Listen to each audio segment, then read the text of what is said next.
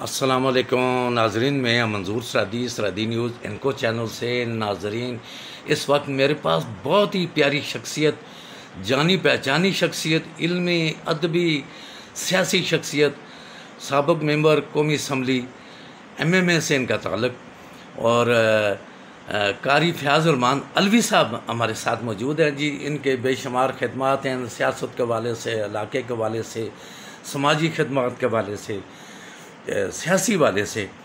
تو میں ان کے ساتھ موجود ہوں، تو ان سے میں ان کو خصوصی طور پر، یہ بیمار ہیں، ان کی عیادت کرنے کے لیے یہاں پر آیا ہوں، اور ماشاءاللہ ابھی ان سے بات چیت بھی کرتے ہیں۔ السلام علیکم جناب۔ وعلیکم السلام ورحمۃ اللہ وبرکاتہ۔ مرحبا، کیسے ہیں جناب؟ آپ کے کیسا گزر رہا ہے؟ کیسی گزر رہی ہے آج کل؟ بڑے عرصے بعد آپ سے ملاقات ہوئی ہے، اللہ آپ کو جزائے خیر دیں۔ جی، میں کافی عرصے سے بس بیمار ہوں، لیکن الحمدللہ اللہ کا احسان یہ ہے کہ اللہ پاک نے جو نعمتیں عطا فرمائی ہیں، جی، ان نعمتوں سے میں بہرور ہو رہا ہوں، اور پڑھنا پڑھانا بھی جاری ہے، اچھا، ماشاءاللہ، اور بین الاقوامی سطح پہ علمی سوالات آتے ہیں، اچھا، علم قرات سے متعلق آتے ہیں، اچھا اچھا واٹس ایپ پہ آ جاتے ہیں، گروپوں میں آتے ہیں۔ اچھا، سوشل میڈیا کا استعمال کر رہے ہیں آپ؟ ہاں، تو اس میں بھی الحمدللہ میں جواب دیتا ہوں۔ اچھا، جب میں دیکھتا ہوں کہ ادھر ادھر سے کسی کا کوئی جواب نہیں آیا، تو پھر آخر میں اس پہ بات کرتا ہوں۔ اچھا، یہاں سے میں پشاور میں کلاسیں بھی لیتا ہوں، چونکہ بہت زیادہ گرمی ہے، جی، تو ہارٹ کے مریض جو ہیں ان کے لیے وہاں پھر جب بجلی بند ہو جائے پھر بڑا مشکل ہوتا ہے۔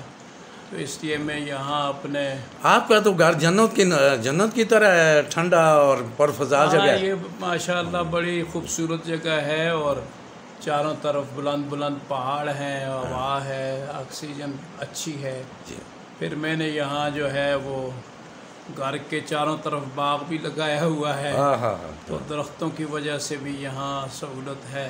جی، تو بہرحال کام کر رہا ہوں، اچھا، کھانا پینا بھی جاری ہے، نیند بھی برابر ہو جاتی ہے، ماشاءاللہ، واک بھی ہو جاتی ہے، اور پڑھنا پڑھانا بھی جاری ہے۔ ماشاءاللہ۔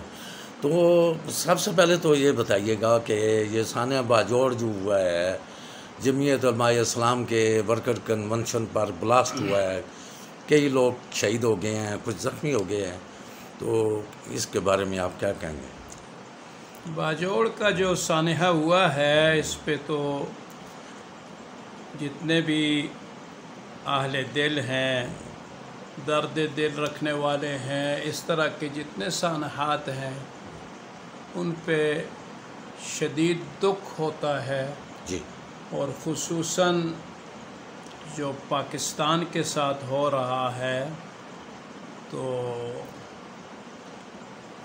اس کی بنیادی وجوہات تو آپ سب جانتے ہیں کہ سب سے پہلے یہاں اس ملک کا ایک ایٹمی ملک بن جانا، یہ ہمارا گناہ ہے، ہاں جی، اور پھر دوسرا گناہ یہ ہے کہ اس میں مولانا فضل الرحمان صاحب نے بھی کردار ادا کیا۔ پہلے سب سے پہلے تو زرداری صاحب کی کوشش تھی، لیکن چونکہ امریکہ کا، یورپ کا ایک دباؤ ہے، تو وہ بہت سے کام نہیں کر سکتے۔ یہ جو پائپ لائن کا مسئلہ تھا، ایران سے تھا، ایران سے تجارت کا مسئلہ، ایران سے تیل کا مسئلہ، اس طرح رشیا کے ساتھ، تو جو دباؤ میں آتے رہے تو وہ یا لالچ میں تو نہیں کر سکے۔ ہاں جی، تو یہ سی پیک جو ہے، اس پہ مولانا صاحب نے بھی پوری توجہ دی، اور نواز شریف صاحب نے بھی دی، تو وہ تو سیاستدانوں کو جو سزا ملتی ہے وہ ملتی رہی۔ مولانا پہ پہلے بھی حملے ہو چکے ہیں، حملے ہوئے اور بم دھماکے ہوئے، ان کے قافلوں پر ہوئے، ان کے ساتھی سیکورٹی کے جو ان کے اپنے لوگ تھے گارڈ وہ مارے گئے ان کے سامنے، جی، اور ان کے قریبی ساتھی جو ہیں وہ شہید کیے گئے۔ لیکن مولانا صاحب جو ان کے اہداف ہیں تو وہ چونکہ اس میں انتہائی اخلاص سے آگے بڑھ رہے ہیں تو اللہ مزید ان کو ہمت عطا فرمائے، تو وہ پیچھے نہیں ہٹے ہیں۔ جی، پہلے بھی الیکشنوں میں ایسا ہوتا رہا، مولانا صاحب کو اتنا زیادہ وہ کیا گیا ایجنسیوں کی طرف سے بھی کہ آپ جلسے جلوس میں نہ آئیں، آپ کو خطرہ ہے، تھریڈ ہے، یہ وہ ہے۔ پھر وہ مختلف قسم کے دھماکے کروائے گی، کیا کچھ کیا گیا۔ چونکہ اس وقت پاکستان کے اندر مذہبی جماعت جو اور صاحب نظر شخصیت ہے وہ مولانا فضل الرحمان صاحب ہی ہے۔ وہ انتہائی دور اندیش ہیں، وہ بین الاقوامی سیاست کو سمجھتے ہیں۔ جی، پھر یہ ہے کہ ان کو خریدنے کی کوششیں کی گئیں، میرے سامنے بہت سے لوگ آئے ان کو خریدنا چاہا، اچھا، میرے ذریعے بھی بعض دفعہ بعضوں نے آ کے آفر کی، لیکن مولانا صاحب ڈگمگائے نہیں ہیں، وہ ثابت قدم رہے ہیں۔ جی، تو اب ایسی شخصیت جو ہے ظاہر بات ہے وہ تو نہ ڈرنا ہے اس نے اور نہ میدان چھوڑنا ہے۔ تو اب یہاں پہ جب تک ہمیں اکثریت نہ ملے تو ہم تو حقیقی بات یہ ہے کہ اسلام کا عادلانہ نظام جو ہے وہ تو نہیں قائم کر سکتے، لیکن جو مفتی محمود صاحب رحمۃ اللہ علیہ، مولانا نورانی، مولانا ہزاروی اور یہ بڑے بڑے بزرگ، مولانا عبدالحق صاحب اسمبلیوں میں تھے، تو انہوں نے جو آئین بنا دیا اس میں بھٹو صاحب جو ہیں ان کا بھی بڑا رول ہے، سلسلہ کردار تھا۔ بہت دباؤ کے باوجود وہ آئین بن گیا، اور اس آئین کو ایک اسلامی آئین قرار دیا گیا۔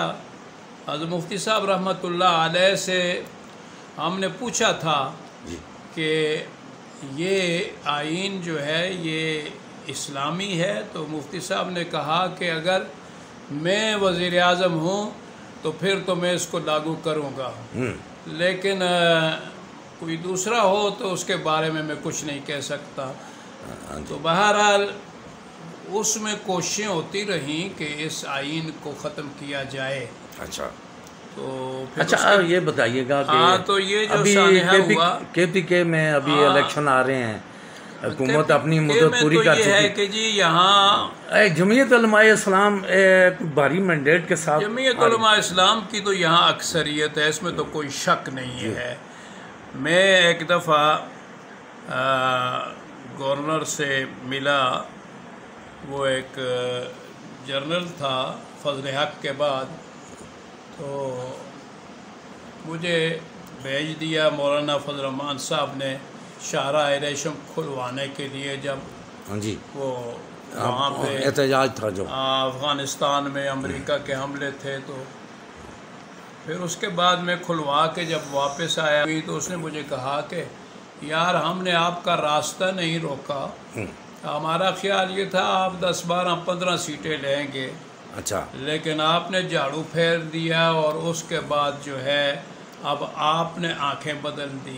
اچھا، تو بات یہ ہے کہ وہ لفظ اس کے میرے سامنے ہے کہ کے اندر جو ہے جو کچھ ہوا ہے، اور آرمی پبلک سکول میں، عالمی پبلک سکول کے بعد وہ جو ابھی ہوا ہے یہ وہاں پہ، پھر وہاں پہ بہت زیادہ لوگ پولیس والے دوسرے سارے مارے گئے، مسجد گر گئی مکمل۔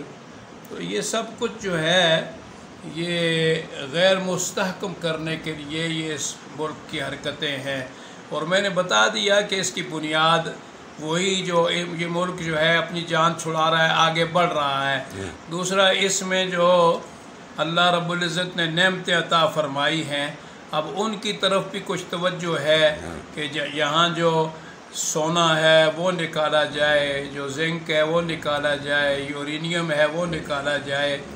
بعض ایسی مائنز ہیں کہ جن میں تھرکول ہے، بڑی یعنی وافر مقدار میں خزانے ہیں، تو ان پہ کام جو ہے نہیں ہوا، نہیں کرنے دیتے۔ روڈیک کو آپ دیکھیں، اس کے ساتھ کیا ہوا۔ تو اب یہ سارا کچھ ہو رہا ہے، یہاں جو محب وطن قومی سطح کے لوگ ہوں گے، ہمدرد لوگ ہوں گے، وہی یہ کام کریں گے، اس ملک کو آگے بڑھائیں گے۔ ابھی تو اسٹیبلشمنٹ بھی شامل ہے، مستحکم کیا گیا۔ اچھا یہ بتائیے گا اس میں اسٹیبلشمنٹ بھی شامل ہے، آرمی چیف نے اور پاک فوج نے پوری سکیورٹی دینے کا پروگرام لایا۔ یہ جو معیشت کا ایک چارٹر انہوں نے 10 سال کے لیے، یہ ساری جماعتوں نے مل کے، پورے صوبے نے مل کے، یہ جیسے آپ فرما رہے تھے کہ جتنی بھی مدنیات ہے، ریکوڈیٹ ہے، تھرکول ہے، مائن ہے، اس کو نکالنے کے لیے ایک پالیسی تیار کی ہے، تو فوج شانہ بشانہ ہے۔ بات یہ ہے جی کہ سچی بات یہ ہے کہ دباؤ تو فوج پر بھی پڑتا رہا جی۔ اب جس وقت یہ عمران خان صاحب جو ہیں امریکہ میں تھے تو انجام سے بیگانہ، جی، پروانے کی دنیا ہے بیتابی پروانہ، ماشاءاللہ، تو وہ کر گیا۔